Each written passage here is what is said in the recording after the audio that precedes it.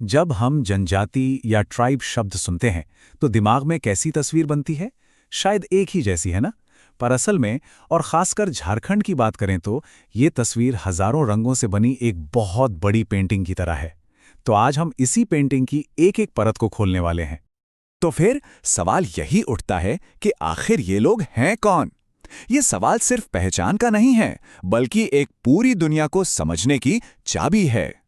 चलिए इस सफर की शुरुआत करते हैं।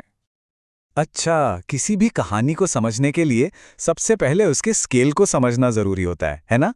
और यहाँ तो भाई आंकड़े ही एक पूरी कहानी कह देते हैं। सबसे पहले जरा इस नंबर को देखिए, 86,45,042। ये कोई छोटा मोटा नंबर नहीं है। ये 2011 की जनगणना के हिसाब से झारखंड की कुल जनजातीय आबादी है, मतलब एक बहुत बड़ा समुदाय।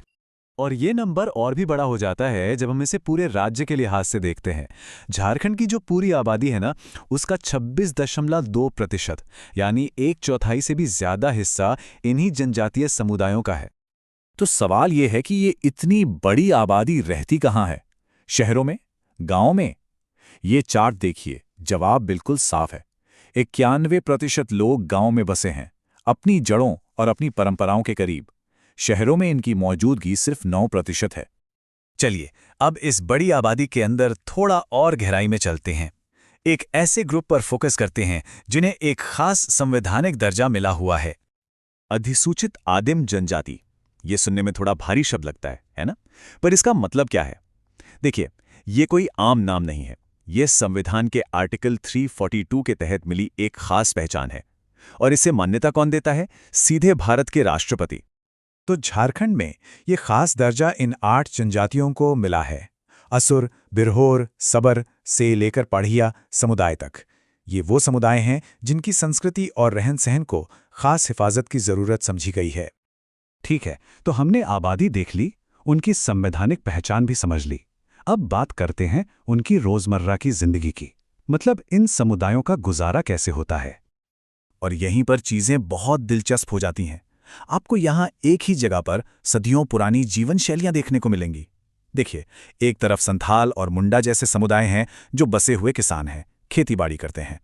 तो दूसरी ही तरफ बिरहोर और कोरवा हैं जो आज भी अपना गुजारा शिकार करके और जंगल से चीजें इकट्ठा करके करते हैं। और फिर चीक बड़ाईक, महाली और लोहरा जैसे कमाल के कारीगर भी हैं जिनके हाथों का हुनर ही उनकी पहचान है। कितना विविध है ना? अच्छा, अगर हम समाज के ताने बाने को देखें, मतलब सोशल स्ट्रक्चर को, तो दो बातें सामने आती हैं।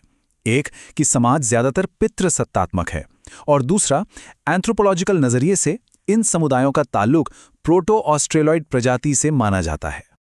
अब आते हैं इस कहानी के सबसे मजेदार हिस्से पर, संस्कृति, रीति रिवाज, भाषाएं। यहीं पर तो असली विविधता खिलकर सामने आती है। एक ही रिवाज को लेते हैं, वधु मूल्य। अब देखिए, इसके कितने अलग अलग नाम हैं और हर नाम के पीछे एक अलग समुदाय की पहचान छुपी है। संथाल, करमाली, महाली और हो जनजाति में इसे पोन कहते हैं। वहीं मुंडा समुदाय में ये कुरी गोनोंग हो जाता है। सबर और कोल में पोटे, तो खड़िया में गिनिंगतह। सोचिए, एक ही प्रथा लेकिन नाम कितने सारे। हर नाम एक अलग संस्कृति की झलक देता है। और ये विविधता सिर्फ रिवाजों में ही नहीं है, ये तो उनकी जबान में भी बसती है।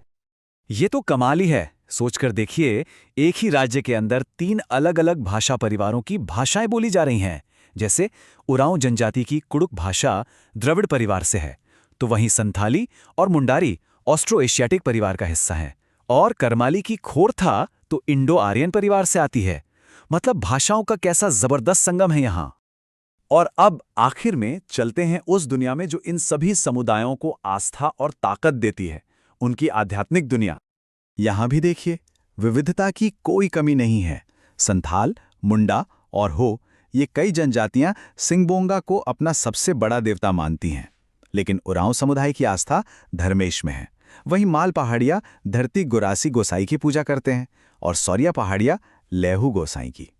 खोंड जनजाति के लिए तो सूर्यदेव यानी बेलापून ही सब कुछ है।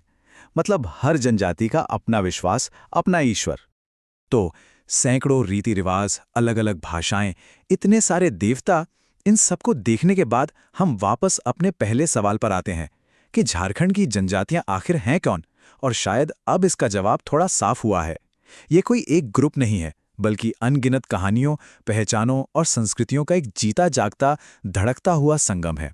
और यही विविधता हमें सिखाती है कि किसी भी समाज की असली खूबसूरती उसकी एकरूपता में नहीं, बल्कि उसकी अनगिनत विभिन्नताओं के एक साथ एक जगह होने में है।